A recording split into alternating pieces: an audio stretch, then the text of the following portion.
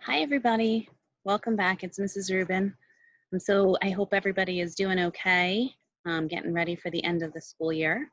And I'm really excited I know I'm looking forward to the summertime, but I'm also a little sad that school is ending.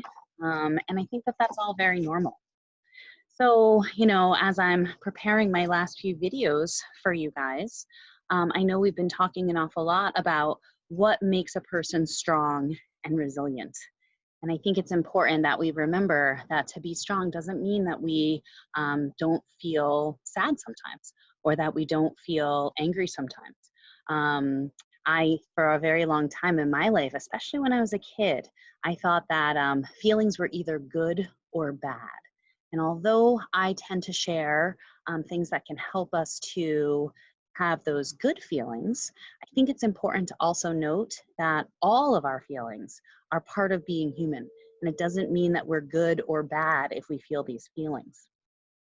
But most importantly, I think that we've been talking about these four pillars, which kind of give us that foundation so that we can be our very best selves, whether we're in the classroom or whether we're home, whether we're with our families, or even if we're with our friends. And so far we've talked about strength and we've talked about calm and safety. And today we're going to talk about love and gratitude. So gratitude is actually an emotion. And just like love or sadness, that means that gratitude is something that we can feel. So I'm sure you felt this before. Maybe you felt thankful for a friend or a special person in your life. That's gratitude. Or maybe you have felt appreciation for something special that you have or something kind that someone has done for you. Or maybe even you felt lucky to have certain people, places, or things in your life. Now, these things don't have to be expensive. In fact, they don't even have to cost any money to be something that you can be grateful for. And I'll give you an example. I love flowers. I especially love wildflowers because they're free and because I didn't put them there, but Mother Nature did. So every time I'm outside, every time I go for a walk with my kids or with my dog, I love every time that I see wildflowers because I feel like there's something that's really special that doesn't have to be there, but it's something that makes me feel so happy and makes me really grateful for them. So anytime that we appreciate or recognize the good things that we have in our lives, we are actually feeling gratitude. And not only does it feel good to be grateful, the really cool thing is the more times or the more often we practice feeling grateful, the happier and healthier we actually become. Now, I'm not making this up. In fact, scientists and doctors from around the world, they agree that people who have what they call an attitude of gratitude not only are happier people, they also tend to sleep better. They typically have more energy, and therefore they're also sick less often. So, how do we grow this attitude of gratitude? You might be asking. I hope you said practice, because that's all that it takes. So today, I'm actually going to share with you three of my very favorite ways to practice gratitude so that maybe this is something that you don't just do this week, but something that you bring with you as a fun thing into your summer so that you have something fun to look forward to and that you can grow those muscles of gratitude. So let me share with you my very first two. This first one is actually called a gratitude scavenger hunt. And so what I love about this is that it can be done inside or outside. I happen to love outside. I feel like outside and nature has magical powers, but completely up to you what you prefer. Again, the other thing I love about it is it gets us up and moving. We all spend a lot of time sitting in front of our computers at this point because of the way that we're learning. So this is fun because it gets us moving. So it gives us the opportunity to go and find some things. Find some things that you enjoy looking at. Find something that you think is useful or that's your favorite color. Something that maybe someone else you know might enjoy. Finding something that makes you happy. right? And then it even gives us the opportunity to kind of explore and find things that maybe would taste good or that smell good. And even finding special places, whether you're outside or inside, places that you love. The cool thing about this is you can see you could really make your very own, or you can use this one, which will be included in the resources, which is so much fun. The next one is a way for us to kind of, I know some of us like to talk, some of us like to write, and some of us might just like to think, and that's okay too. So these are some gratitude conversation starters, and they really kind of give us an opportunity to talk about or think about or express the things that we're grateful for. I know that my kids love to talk.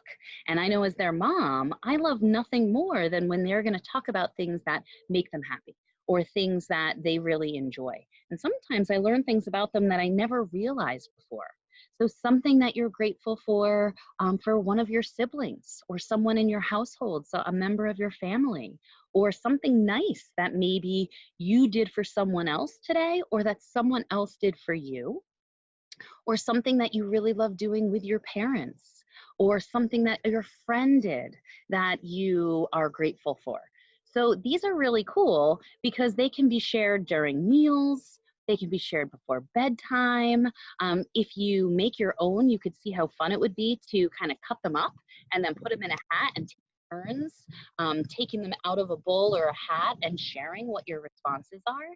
If you're alone and you feel more appropriate, you could write these things that you're grateful for. You could make a list and challenge yourself to see how many things you could write down that you're grateful for.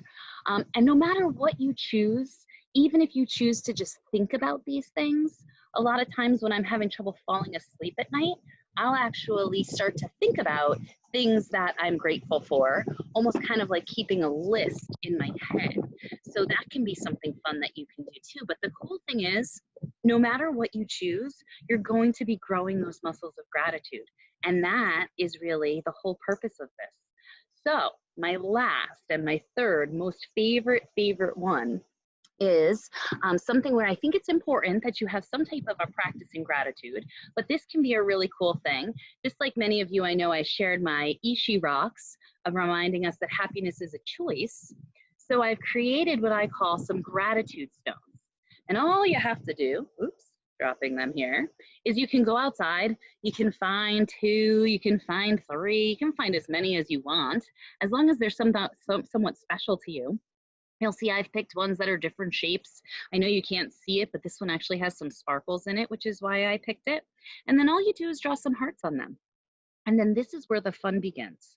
You actually take them and you hide them around your house in a place that you are sure to visit. So sometimes I'll put them in a drawer, or I'll put them on the windowsill. Sometimes I'll put it in the bathroom by my toothbrush. The point is that you want to find them. You don't want to hide them so well that you forget where they are. Because each time that you find one, you think about something that you are grateful for, and then you hide them again. So you can imagine how much fun this is. And the more that you have, the more opportunities for practice that you'll have.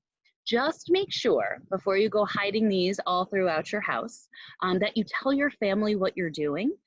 Just so in case you put them in the refrigerator or put them in a funny place that a parent or a sibling finds them, they don't think it's garbage and they throw it away. Hopefully they wouldn't, but it's a good thing to let them know. And who knows, they might even want you to make some gratitude stones for them so that all of you can kind of practice with your gratitude stones. So that's it. 3 simple, fun ways. I hope you enjoyed them. And I promise, what we practice grows stronger. And when we practice gratitude or having an attitude of gratitude, wait and see how quickly you notice that you start to feel more feelings of happiness, more feelings of love, more feelings of joy. And it kind of gives us a little bit more control during a time that we feel like maybe we have a little less control. So Enjoy.